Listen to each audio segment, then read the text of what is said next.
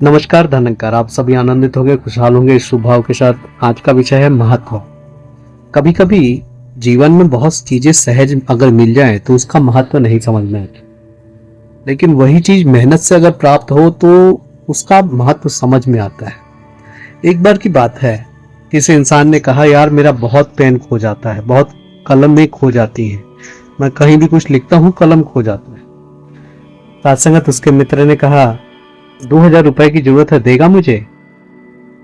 तो उन्होंने 2000 रुपए उसे दे दिए। दूसरे दिन एक चांदी की कलम लाते हैं और उसके जेब में लगा देते हैं। अब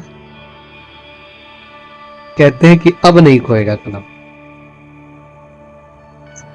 अब वो बंदा कभी भी कलम से लिखने के लिए कलम निकालता और फिर लिखने के बाद फिर कलम वहीं पे लगा देता। 2 4 10 दिन बीते, मित्र फिर मिला, कहने लगा कि भाई अब कलम खो रहा है? जवाब आता है नहीं।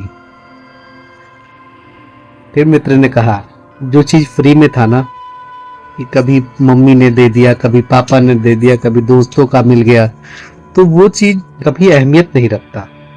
हाँ देखो, आपके पैसे की कलम जो हमने 2000 रुपए आपसे उधार लेके आपको ही दिया, उसका महत्व बढ़ गया।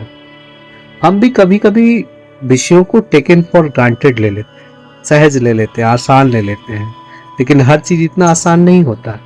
कभी कभी हमें उसका महत्व समझना भी चाहिए।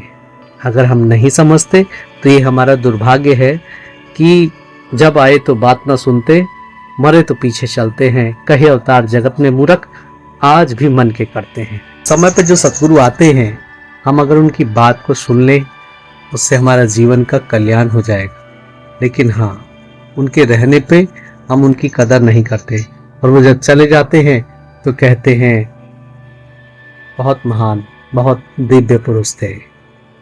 आओ समय रहते उनकी कदर करें।